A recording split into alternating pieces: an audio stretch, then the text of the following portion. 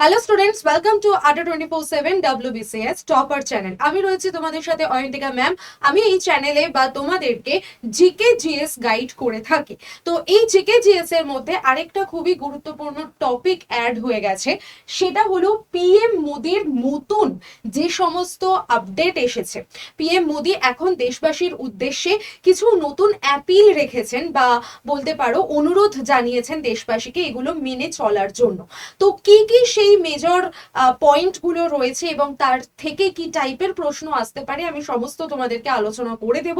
তো প্রত্যেকে কিন্তু একদম শুরু থেকে শেষ পর্যন্ত ক্লাসটাকে মন দিয়ে দেখো, জেনে নাও ফ্যাক্টগুলো, কারণ তোমরা যারা যারা WBCS বা WBPSCর পরীক্ষা দেবে তোমাদের কিন্তু ডেসক্রিপটিভ পেপার হয়, আর ডেসক্রিপটিভ পেপারে কিন্তু তোমাদের যে কোনো টাইপের প্রশ্ন দিতে পারে, ইভেন কি ইন্টারভিউ এর মধ্যেও তোমাদেরকে এই সমস্ত জায়গা থেকে কোয়েশ্চেন দিতে পারে। তাই জন্য তোমাদের জন্য স্পেশালি আমি এই টপিকের ওপরে এই পুরো ডিটেল ক্লাসটা এনেছি। তো আমার পিছনে একটা তুমি পেপার কাটিং দেখতে পাচ্ছ, যেটা দ্য হিন্দু থেকে নেওয়া, এবং পেপার কাটিং এ লেখা আছে PM Modi urges citizens to cut fuel uses, avoid foreign travel, অর্থাৎ বিদেশ ভ্রমণ এবং যে সমস্ত তেলের ব্যবহার এইগুলোকে কিন্তু তিনি বন্ধ করতে বলেছেন। কেন বলেছেন, এর পিছনে কি রিজন আছে এবং তার পরিবর্তে তিনি কি কি স্টেপ নিতে বলেছেন একটু ডিটেলে আমরা জেনে নেব, এবং তার সাথে গুরুত্বপূর্ণ কিছু ইকোনমিক টার্মস সেগুলোও আমাদেরকে পরীক্ষার জন্য মনে রাখতে হবে। চলো শুরু করার আগে জাস্ট বলে দিই এই পয়েন্টের উপরে কিন্তু আমি কথা বলবো। এবং দেখো কিসের ইঙ্গিত দিচ্ছে আমাদের ইকোনমি, ভারতের ইকোনমি। প্রধানমন্ত্রী যে এই কথাগুলো বলেছেন তার মধ্যে দিয়ে আমাদের দৈনন্দিন জীবনযাত্রার ভিতরে একটা ম্যাক্রো ইকোনমিকের সত্যি লুকিয়ে থাকে, এবং সেটাকেই অ্যাকচুয়ালি তিনি অ্যানালিসিস করেছেন। অর্থাৎ এই যে ইকোনমিটা আমাদের দৈনন্দিন জীবনের, এই যে আমরা তেল ব্যবহার করছি, এই যে আমরা প্রতিদিন রাস্তাঘাটে যে চলাফেরা করি তাতে যে ফুয়েল খরচ হয়, এবং আমরা যে টাকার লেনদেন করে থাকি, এই সমস্ত কিছুর মধ্যেই তো ইকোনমি লুকিয়ে থাকে। তো সেই হিডেন ইকোনমিতে কিভাবে ইম্প্যাক্ট ফেলছে এই পয়েন্টগুলো, সেগুলোই আমি আলোচনা করব। আমি একদম পয়েন্ট করে এনেছি, দেখো prioritise work from home, WFH, এটা আমাদের কোভিড-19 সময় আমরা দেখেছিলাম। তো সেরকমই কি কিছু ইঙ্গিত প্রধানমন্ত্রী দিচ্ছেন, কেন তিনি ওয়ার্ক ফ্রম হোমের কথা বলছেন? পাশাপাশি রিডিউস ফুয়েল কনজাম্পশন, জ্বালানির ব্যবহার কমাতে বলেছেন। অ্যাভয়েড ফরেন ট্রাভেল, বিদেশ ভ্রমণকে তিনি অ্যাভয়েড করতে বলেছেন। অ্যাডপ্ট স্বদেশি, স্বদেশীর পণ্য ব্যবহারকে তিনি অ্যাডপ্ট করতে বলেছেন। সেই যেটা আমাদের 1905-এর বঙ্গভঙ্গের সময় দেখা গিয়েছিল যে স্বদেশী আন্দোলন, সেই পণ্যকে তিনি অ্যাডপ্ট করতে বলছেন। কাট কুকিং অয়েল ইউসেজ, অর্থাৎ আমরা যে সমস্ত পাম অয়েল বা সানফ্লাওয়ার অয়েল রান্নার ক্ষেত্রে ব্যবহার করে থাকি সেগুলোকে তিনি বন্ধ করতে বলছেন। ন্যাচারাল ফার্মিং, প্রাকৃতিক চাষাবাদকে তিনি প্রমোট করছেন। পাশাপাশি রিডিউস গোল্ড পারচেজ, আমরা যে সমস্ত সোনা কিনে থাকি, বিয়ের জন্য হতে পারে, অ্যানিভার্সারিতে হতে পারে, জন্মদিনে হতে পারে, বা বিভিন্ন কাজের জন্য আমরা কি করি, সোনা কিনে থাকি, সেই সোনা কেনাও তিনি বন্ধ করতে বলছেন। আর এই সমস্ত কিছুই তিনি 1 বছর দেশবাসীকে মেনটেন করতে বলেছেন। কেন বলেছেন, পিছনে কি ইকোনমি লুকিয়ে আছে, এইবার এই বিষয়গুলোকে ডিটেলে আমরা জানবো। তো পয়েন্টগুলো পারলে তোমরা স্ক্রিনশট নিয়ে নাও বা খাতায় লিখে নাও, এই পয়েন্টগুলো কিন্তু ভীষণ ইম্পর্টেন্ট আমাদের পরীক্ষার জন্য। এবার তোমাদেরকে জাস্ট জানিয়ে দিই যে আমার জিকে জিএস এর জন্য যে গ্রুপটি রয়েছে বা যে টেলিগ্রাম চ্যানেল রয়েছে তার স্ক্যানার আমি তোমাদেরকে দিয়ে দিলাম। এছাড়া তোমরা ডিরেক্টলি টেলিগ্রাম চ্যানেলে গিয়ে যদি GK GS with Ayantika ma'am, এই যে নিচে দেখো লেখা আছে, এটা সার্চ করো তাহলেও পেয়ে যাবে আমার টেলিগ্রাম চ্যানেল। যারা নতুন আছো অবশ্যই জয়েন করে যাও, আমি ওখানেই সমস্ত আমার ক্লাসের আপডেট, আমার নোটস, আমি সব কিছু ওখানে প্রোভাইড করে থাকি। যারা যারা সামনে পিএসসি মিসলেনিয়াসের পরীক্ষা দেবে প্রত্যেকে কিন্তু এই চ্যানেলে জয়েন করে যাও। ওকে, চলো শুরু করছি আমার ডিটেল এক্সপ্লেনেশন। ফার্স্টেই বলে দিই, তিনি ওয়ার্ক ফ্রম হোম তার কথা বলেছেন। কোভিড-19 মতো যে সমস্ত রিমোট ওয়ার্কিং এবং ডিজিটাল মিটিং এর মাধ্যমেই তিনি তার সেগুলোর অ্যাক্সেস বাড়াতে বলেছেন। ডিজিটাল অ্যাক্সেস তিনি বাড়াতে বলেছেন, যে কোনো একটা মিটিং হলো, অফিস মিটিং হতে পারে বা বড়সড় কোনো মিটিং হলো, ওয়েবিনার মানে যেটাকে সেমিনার বলি, সেই সেমিনারের আয়োজন করা হলো, এই সমস্ত কিছু তিনি ডিজিটালাইজড করতে বলেছেন। অর্থাৎ যেরকম আমরা কোভিড-19 দেখেছিলাম না, যে ডিজিটাল ওয়েতে আমাদের সেমিনার হচ্ছে, যেটাকে আমরা ওয়েবিনার বলে থাকি, ডিজিটাল ওয়েতে মিটিং হচ্ছে কোভিড-19, তো সেটা হয়েছিল সেটাকে তিনি সেই ব্যবহারকে আরো বেশি করে বাড়াতে বলছেন। ওকে, যাতে কি আমাদের যাতায়াতটাকে কমিয়ে ফেলা যায়, যাতায়াত অনেকটা যাতে রিডিউস করা যায়। যাতায়াত কেন কমানোর কথা বলছেন, অর্থাৎ আমাদের বিদেশ ভ্রমণও তিনি নিষেধ করেছেন অন্তত 1 বছরের জন্য। এবং যে সমস্ত দেখবে এখনকার খুবই এটা ফেমাস হয়েছে যে ডেস্টিনেশন ওয়েডিং করব, বাইরে গিয়ে খুব সুন্দর করে ফিল্মি ওয়েতে শুট করা, এই জিনিসগুলোকে তিনি আপাতত বন্ধ করতে বলেছেন 1 বছরের জন্য। পাশাপাশি গোল্ড পারচেস যেটা, সেটাকেও তিনি রিডিউস করতে বলেছেন। মেনলি এই 3টে পয়েন্ট, ঠিক আছে, এই 3টে পয়েন্ট ফার্স্টে আমরা বুঝবো যে পশ্চিম এশিয়ার যে ভূ রাজনৈতিক সংকট আমরা দেখছিলাম, যেখানে হরমুজ প্রণালী, যেখানে বিশ্বব্যাপী সাপ্লাই চেন, মানে এই তোমার তেলের যে সাপ্লাই সেটাকে বন্ধ করে দিয়েছিল, হরমুজ প্রণালীকে বন্ধ করে রাখা হয়েছিল, তার ফলে আমাদের তেলের দাম বেড়ে যাওয়ার কথা ছিল, তৈল মূল্যের বিস্ফোরণ হয়েছিল, ঠিক আছে। যুদ্ধের আগে ক্রুড অয়েলের দাম ছিল $70 পার ব্যারেল, এখন তারও নিচে ছিল, $70 পার ব্যারেলেরও নিচে ছিল। বর্তমানে এটা তুমি ভাবতে পারছো, $120 থেকে $125 হয়ে গেছে, মানে প্রায় 50%, মানে তোমার বেড়ে গেছে, দ্বিগুণ হয়ে গেছে। এবং তার ফলে কি হচ্ছে, আমাদের একদিকে তো ক্রুড অয়েলের যে আমদানি সেটা অনেকটা রিডিউস হয়েছে, তার ফলে দাম বেড়ে যাচ্ছে, চাহিদা যেহেতু অনেকটা বেড়েছে, এবার যেহেতু পাওয়া যাচ্ছে না তাই চাহিদাও বাড়ছে, এবার যেহেতু চাহিদা বাড়ছে তাই জন্য দাম বাড়ছে। এটা খুবই তোমার ডিম্যান্ড পুশ, এটাকে বলা হয় ডিম্যান্ড পুল ইনফ্লেশন, ঠিক আছে, জেনে রাখো, এটাকে বলা হয় ডিম্যান্ড পুল ইনফ্লেশন। অর্থাৎ যখন আমাদের কোনো জিনিসের প্রোডাকশন কম হচ্ছে বা আমদানি কম হচ্ছে, কিন্তু সেই জিনিসটার ডিম্যান্ড বাজারে প্রচুর পরিমাণে আছে, তখন সেই জিনিসটার দাম বাড়তে শুরু করে। আগে যেটা $70 পার ব্যারেল ছিল, এখন সেটা প্রায় দ্বিগুণ হয়ে গেছে, $120 পার ব্যারেল বা $125, কোনো কোনো জায়গায় $140 পার ব্যারেল পাওয়া যাচ্ছে। তো সেই জন্য ক্রুড অয়েলের ব্যবহারকেও কিন্তু তিনি কমাতে বলেছেন। এবং দেখো ক্রুড অয়েল ডমিনো এফেক্ট কিভাবে আমাদের ইকোনমিতে এফেক্ট ফেলছে, ট্রান্সপোর্ট বা লজিস্টিক্সের ব্যয় বাড়ছে, ঠিক আছে। তেলের দেখো ক্রুড অয়েলের দামে যদি $1ও বৃদ্ধি পায়, পার $1 বৃদ্ধিতে আমাদের কতটা কি চেঞ্জ হচ্ছে দেখো। যদি ট্রান্সপোর্ট এবং লজিস্টিক্সে আমাদের বৃদ্ধি পাচ্ছে, ফার্মিং এবং ফার্টিলাইজারের খরচ বাড়ছে, ওকে। নেক্সট দেখো ম্যানুফ্যাকচারিং এবং ইলেকট্রিসিটিতে প্রচুর পরিমাণে আমাদের দাম বেড়ে যাচ্ছে। নেক্সট দেখো ফুড ডিস্ট্রিবিউশন, সেখানেও কিন্তু খুব খরচা বেড়ে যাচ্ছে। এর ফলে কি হচ্ছে, তেলের দাম যদি $1ও বৃদ্ধি পায়, সেটা কিন্তু মাল্টিপল জায়গাতে ইম্প্যাক্ট ফেলছে। এমন নয় যে শুধু একটা জায়গায়, যে রান্নার কাজে আমাদের তেলের দাম বেড়ে যাচ্ছে বা জ্বালানিতে তেলের দাম বেড়ে যাচ্ছে, না, মাল্টিপল কাজের কিন্তু আমাদের খরচ বৃদ্ধি পাচ্ছে। আমি ট্রাক্টর চালাবো, সেখানেও তো আমার তেল লাগবে, আমি মানে পাম্পিং করে যে জল তুলবো, সেখানেও আমার তেল লাগবে, আমি যে ইলেকট্রিসিটিতে খরচা করবো, সেখানেও আমার অবভিয়াসলি তেলের ব্যবহার লাগবে। তো সমস্ত কিছুতেই কিন্তু তেলের একটা ইউজ লাগে, ক্রুড অয়েলের একটা ইউজ হয়। তো সেটা যদি দাম বাড়ে, তাহলে এই প্রত্যেকটা ক্ষেত্রেই কিন্তু ইম্প্যাক্ট পড়বে।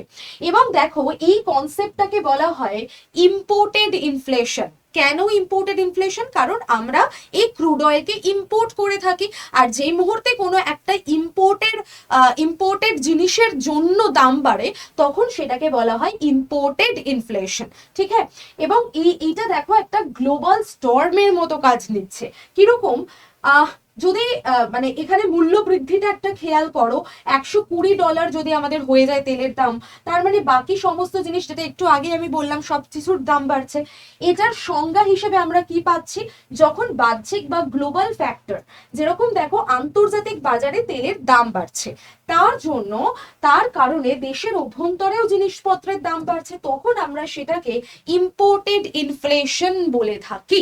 তো এই সংজ্ঞা থেকেও আমাদের প্রশ্ন আসতে পারে পরীক্ষায়। যায়। তো তোমরা একটুখানি জেনে রাখো, এটি আমাদের আভ্যন্তরীণ অর্থনীতির ত্রুটি কিন্তু নয়, এটা আমাদের দেশের মধ্যে যে জিনিসপত্রের ত্রুটি হচ্ছে এমনটা নয়, এটা বাইরের থেকে আমদানি হতে পারছে না বলে সেটার দরুন আমাদের ভেতরের দেশের ভেতরের জিনিসপত্রের দাম বাড়ছে।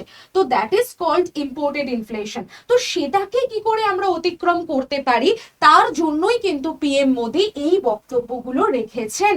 এবং দেখো, যদি আমরা যাতায়াত কমিয়ে ফেলতে পারি, বা আমরা যদি আমাদের প্রাইভেট ভেহিকেলগুলোর ইউজ একটু কমিয়ে যদি আমরা পাবলিক ট্রান্সপোর্টের ব্যবহার করি, তাহলে কি হবে, জ্বালানি তুলনামূলক যদি দেশের সবকটা মানুষ এই কথাটাকে শোনে এবং পাবলিক ট্রান্সপোর্ট ইউজ করে প্রাইভেট ট্রান্সপোর্টের থেকে, তাহলে কি হবে যে আমাদের অনেক পরিমাণ তেল কিন্তু বেঁচে যাবে, তাই তো? তো সেই তেল ফুয়েল কনজাম্পশন সরাসরি আমাদের হ্রাস পাবে, ডিরেক্ট ওয়েতে এফেক্ট করছে কিন্তু আমাদের এই ট্রাভেলিং যেটা সেখানে।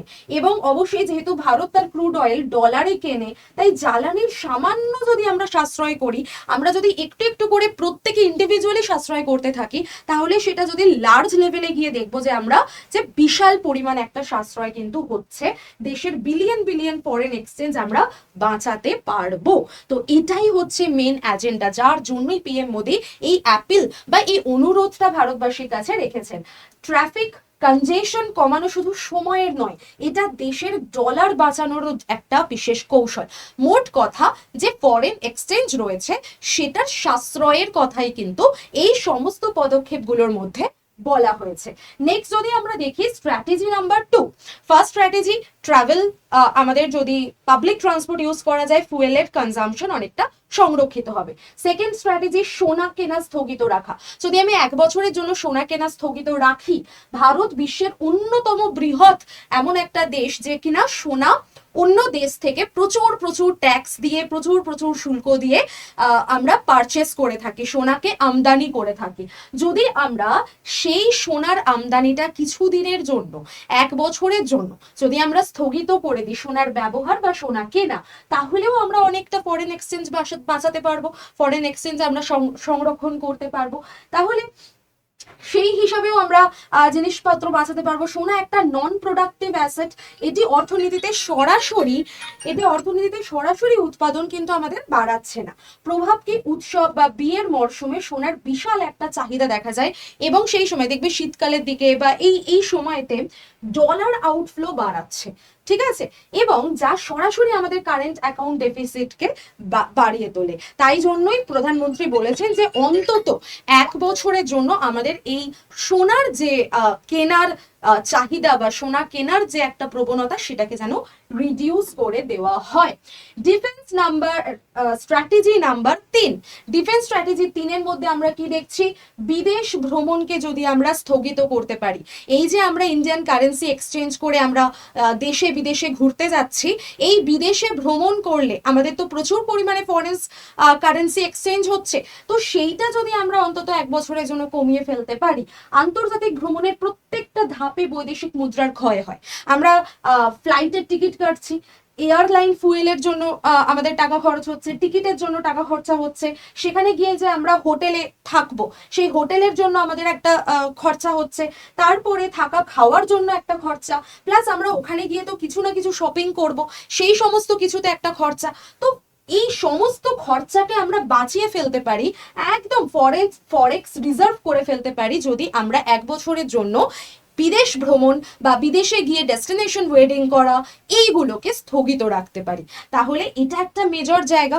তো আমরা দেখতে পাচ্ছি যে প্রত্যেকটা ক্ষেত্রে কিন্তু ডিরেক্ট ওয়েতে কিভাবে আমরা বৈদেশিক মুদ্রা বাঁচাতে পারি তার একটা ওয়ে আউট আমাদের প্রধানমন্ত্রী নরেন্দ্র মোদী বলে দিয়েছেন। এবার দেখো, বছরে একবারের সাধারণ ভ্যাকেশন ও ট্যুরিজম ইম্পোর্ট বাড়িয়ে দেশে ডলারের ভান্ডারের টান ফেলতে পারে। নেক্সট দেখো, বলেছে সুরক্ষা বলয় বৃদ্ধি। আমরা আমাদের ইকোনমিক রেজিলিয়েন্সকে কিভাবে বাড়াতে পারবো যাতে কি আমাদের ইকোনমিতে একটা সুরক্ষা বলয় তৈরি হতে পারে। দেখো, আমদানির চাপ, ইম্পোর্ট ডিপেন্ডেন্সি, এটাকে যদি আমরা কমিয়ে ফেলতে পারি, ইম্পোর্ট ডিপেন্ডেন্সি যদি আমরা কমাই, তার মানে হচ্ছে কি আমাদের ভোজ্য তেল, অর্থাৎ যে তেল আমরা খাই, এডিবল অয়েল যেগুলো, ঠিক আছে, পাম অয়েল, সানফ্লাওয়ার অয়েল, এবং আমাদের যে তোমার চাষাবাদের কাজে যে রাসায়নিক সার ব্যবহার করা হয়, সেই সমস্ত কিছু আমরা বিদেশ থেকে প্রচুর প্রচুর ডলার দিয়ে কিনে থাকি। তো সেইগুলোকে যদি আমরা কমিয়ে ফেলতে পারি, তাহলেও আমাদের অনেকটা অনেকটা সাশ্রয় হয়ে যেতে পারে। প্লাস আমরা কোন দিকে ফোকাস করব, আমরা ন্যাচারাল ফার্মিং এর দিকে ফোকাস করব। আমরা কোথায় ফোকাস করব, আমরা আমাদের দেশের অভ্যন্তরে যে সর্ষের তেল তৈরি হচ্ছে সেই দিকে ফোকাস করব। সেইগুলোর দিকে যদি আমরা যেতে পারি তাহলেই কিন্তু আমরা অনেকটা পরিমাণে সাশ্রয়ী হয়ে উঠতে পারবো। তাহলে দীর্ঘমেয়াদী লক্ষ্যের ক্ষেত্রে যদি দেখি, প্রাকৃতিক চাষাবাদ, বিকল্প তেলের ব্যবহারের মধ্যে আমরা ইম্পোর্ট ডিপেন্ডেন্সি কমিয়ে ফেলতে পারবো। দেখো একটা রিয়েল একটা তোমাদের আউটপুট দেখাই, যে যেটা আমাদের অয়েল মার্কেটিং কোম্পানি রয়েছে, যেরকম ধরো হিন্দুস্তান অয়েলস, যেরকম আমাদের ইন্ডিয়ান অয়েল, ঠিক আছে, এই ধরনের যে সমস্ত অয়েল কোম্পানিগুলো রয়েছে, সাধারণ মানুষকে মূল্য বৃদ্ধির হাত থেকে বাঁচাতে প্রতিদিন প্রায় 100 কোটি টাকা তারা কিন্তু লোকসান করছে। তো এই যে অয়েল কোম্পানিগুলো, তাদের একটা বিপুল পরিমাণে টাকা লোকসান হচ্ছে। এইটাকে বলা হয় না আন্ডার রিকভারি। তার কারণ কি, আমাদের বাজারে তেলের দাম বেড়ে যাচ্ছে, কিন্তু প্রধানমন্ত্রী কি বলেছিলেন, যে আমাদের দেশের মধ্যে আমরা তেলের দাম বাড়তে দেব না। তেলের দাম বাড়তে দেব না মানেটা কি, মানে আমাদের সাধারণ মানুষ বেশি দামে তেল কিনবে না। তাহলে সাধারণ মানুষ যদি তেল বেশি মানে তেলের দাম যদি বেশি না কেনে, তাহলে কি হবে, আমাদের যে তেলের কোম্পানিগুলো আছে তারা তো লসে বিক্রি করছে, কারণ তারা যে তেলটা আমদানি করতো সেইটাতে তো তাদের ট্যাক্স চলেই যাচ্ছে, সেখানে তো আমাদের বৈদেশিক মুদ্রার ব্যবহার হচ্ছে, সুতরাং তাদেরকে তো বিদেশকে ট্যাক্স দিতেই হচ্ছে। কিন্তু আমরা যে আগে যে দামে কিনতাম এখনো সেই দামেই কিনছি, তাহলে ওই কোম্পানিগুলো লস করছে। সেই কোম্পানিগুলো প্রায় দেখো বলেছে 100 কোটি টাকা লোকসান করে ফেলেছে। তো সেই লসটাকে বাঁচানোর জন্যও তো এটা আমাদেরই কর্তব্য না, দেশের মানুষেরই কর্তব্য দেশের কোম্পানিকে বাঁচানো। তো আমরা যদি একটু হিসাবি ওয়েতে এই তেলগুলোকে ব্যবহার করি, তাহলে সেটা আমাদের কোম্পানির জন্য, আমাদের নিজেদের জন্য, আমাদের ইকোনমির জন্য, আমাদের পুরো দেশের অর্থনীতির জন্য ভালো হবে। সেটার কথাই কিন্তু এখানে বলা হয়েছে। তো আমরা এটাকে কোনোভাবে 1991 সালে যে আমাদের ক্রাইসিস দেখা গিয়েছিল, সারা বিশ্বের অর্থনীতি ধসে গিয়েছিল, সেটার সাথে কি তুলনা করতে পারি? না। তার কারণ হচ্ছে সেখানে 15 দিনের ইম্পোর্ট আমরা কভার, মানে 15 দিনের ইম্পোর্ট কভার হয়েছিল 1991 সালে, কিন্তু বর্তমানে আমরা দেখছি যে প্রায় $700 বিলিয়ন, মানে প্রায় 11 থেকে 12 মাসের কভারেজ আমাদের কাছে আছে। নেক্সট দেখো, ব্যাংকিং সিস্টেমে যদি বলি, সেই সময় আমাদের ব্যাংকিং সিস্টেম খুবই দুর্বল ছিল, কারণ সবে 1991-92 সাল মনে করো, ইকোনমির ক্ষেত্রে এলপিজি মডেলের ইন্ট্রোডিউস ঘটেছিল, এলপিজি মডেল এসেছিল, এবং সেই সময় আমাদের অর্থনীতি, আমাদের যেহেতু দ্বিতীয় বিশ্বযুদ্ধ শেষ হয়েছে, দেশ স্বাধীন হয়েছে, তারপরে আমাদের 5 ইয়ার প্ল্যানিং শুরু হয়েছে, এবং তারপরেও ভারত চায়না যুদ্ধ, ভারত পাকিস্তানের যুদ্ধ, এগুলো পাশাপাশি লেগেই ছিল, এবং সেই কারণে আমাদের কিন্তু সেই সময় যে অর্থনীতি সেটা এতটা স্ট্রং হতে পারেনি যেটা এখন হয়েছে। এখন কিন্তু আমরা অত্যন্ত স্টেবল এবং একটা স্ট্রং ইকোনমিতে থাকছি, ঠিক আছে। এক্সপোর্ট সার্ভিসের ক্ষেত্রে যদি আমরা দেখি, সেটাও তখন সীমিত ছিল, বাট এখন গ্লোবাল সার্ভিস সেক্টরে একটা বিশাল রকম দাপট আমরা ফেলে দিয়েছি। তো ভারত এনার্জি শকসের প্রতি সংবেদনশীল হলেও এটি 1991 সালের মতো কিন্তু কোনো অর্থনৈতিক পতন আমাদের নয়। তাই জন্য প্রধানমন্ত্রী কি সলিউশন দিয়েছেন, প্রধানমন্ত্রী বলেছেন যে তোমরা স্বদেশি জিনিস ব্যবহার করো, দেশের মধ্যে যা যা তৈরি হচ্ছে, দেশীয় পণ্য যা যা কিছু হচ্ছে সেইগুলোকে ব্যবহার করো, দেশের মধ্যেই যে প্রাকৃতিক আমরা মানে চাষের জন্য যে সমস্ত প্রাকৃতিক চাষাবাদ সেইগুলোকে ফলো করো, দেশের মধ্যেই যে আমরা তেল খাবার তেল পাচ্ছি, সেটা সরষের তেল হতে পারে, সেটা যে কোনো কিছু, সেগুলোকে ব্যবহার করো, সেগুলোকে বাইরের থেকে না আমদানি করে, এবং যেগুলোকে আপাতত 1 বছরের জন্য স্থগিত রাখা যায়, যেরকম সোনা কেনা বা বিদেশ ভ্রমণ করা বা প্রাইভেট কারে করে ঘুরতে যাওয়া, এইগুলোকে একটু যদি আমরা অ্যাভয়েড করতে পারি, তাহলেই কিন্তু আমরা বড় অ্যাসপেক্টে যদি ভাবি, তাহলে আমরা আমাদের দেশের অর্থনীতিকে আরো স্ট্রং বানিয়ে ফেলতে পারবো। তো এটা প্রধানমন্ত্রী অ্যাকচুয়ালি সেরকম নয় যে আমাদেরকে অর্ডার দিয়েছেন, তিনি জাস্ট একটা অ্যাপিল রেখেছেন, প্রত্যেকটা জায়গাতে সেটাই বলা আছে, নিউজ চ্যানেলে বা নিউজ পেপারে, যে তিনি এটা অনুরোধ করেছেন মানুষের কাছে যে আপনারা এটা চাইলে ফলো করলে আমাদের এই যে তেলের যে একটা ঘাটতি তোমরা দেখতেই পাচ্ছ, যে এই কোম্পানিগুলো, আমাদের তো ভারতেরই কোম্পানি, এই কোম্পানিগুলো এতটা লসে চলছে, তো আমরা সেই জায়গাটাও কোথাও গেলে একটু হলেও মেকআপ করে দিতে পারবো। তো উপসংহারে আমি এটাই বলতে চাই যে প্রধানমন্ত্রীর বক্তব্য কোনো আমাদের দেশবাসীর কাছে প্যানিক করার বা আতঙ্কের কারণ নয়। তিনি জাস্ট কয়েকটা স্টেপ দিয়েছেন যেগুলোকে ফলো করলে আমরা আখেরে কিছু মাস পরে একটা ভালো জায়গায় নিজেদেরকে দেখতে পাবো। তো ইম্পোর্টেড ইনফ্লেশনকে আমরা কমাতে পারবো এবং ফরেক্সের বা ফরেন এক্সচেঞ্জের যে আউটফ্লো সেটাকে আমরা ঠেকাতে পারবো। তার জন্য একটা সতর্কতা তিনি আমাদেরকে দিয়েছেন, আগাম সতর্কতা। তো এই সমস্ত জায়গা থেকে তোমাদের একটা ছোট্ট প্রশ্ন আমি এনেছি। প্রশ্নটা হলো, নিচের কোন পদক্ষেপটি ভারতের ফরেন এক্সচেঞ্জ রিজার্ভ বৃদ্ধিতে সহায়ক হতে পারে? 4টে অপশন দিয়ে দিয়েছে, তোমরা প্রত্যেকে কিন্তু কমেন্ট সেকশনে কমেন্ট করে জানিও যে কোনটা হবে আমাদের সঠিক উত্তর। আর পাশাপাশি বলে দিই, ডাব্লিউবিপিএসসি মিসলেনিয়াসের জন্য আজকের থেকে আমাদের ব্যাচ শুরু হচ্ছে 11th অফ মে থেকে। তো যারা যারা চাইছো যে ব্যাচে জয়েন করে পড়াশোনা শুরু করে দেবে এবং আমার কাছে এরকমভাবে পড়াশোনা করবে, একদম বেসিক টু অ্যাডভান্স লেভেলে তোমাদের সমস্তটা আমি তৈরি করে দেব, তো অবশ্যই তোমরা ব্যাচে জয়েন করে যেতে পারো। Y1012 এইটা ডিসকাউন্ট কোড, এই কোড ইউজ করে তোমরা ব্যাচ পারচেস করে নিতে পারো একদম। যদি প্রিলিমসের ব্যাচ নাও তাহলে 1346 রুপিস দাম পড়বে এই কোডে, এবং যদি তোমরা প্রিলিমস প্লাস মেন্স দুটোর জন্য এই ব্যাচ নাও তাহলে 2500 রুপিস দাম পড়বে। তো যারা যারা চাইছো অবশ্যই Y1012 এই কোড ইউজ করে ম্যাক্সিমাম ডিসকাউন্টে ব্যাচটি নিয়ে নিতে পারো। এনি কোয়ারি আমাকে ফোন করে নিতে পারো 9804735443 এই নাম্বারে। চলো দেখা হচ্ছে তোমাদের সাথে রেগুলার ক্লাসে। সকলে খুব ভালো থাকো এবং এই সমস্ত আপডেটকে নিজেদের রেগুলার জীবনে ব্যবহার করতে শুরু করে দাও, প্রচুর পরিমাণে শেয়ার করে দাও যাতে সকলে আসল সত্যিটা জানতে পারে, কোনো রকম ভুল কনসেপশন বা ভুল মিসকনসেপশন যেন না তৈরি হয় তোমাদের মধ্যে। চলো টাটা, বাই বাই, ভালো থাকো সকলে, অল দ্য বেস্ট।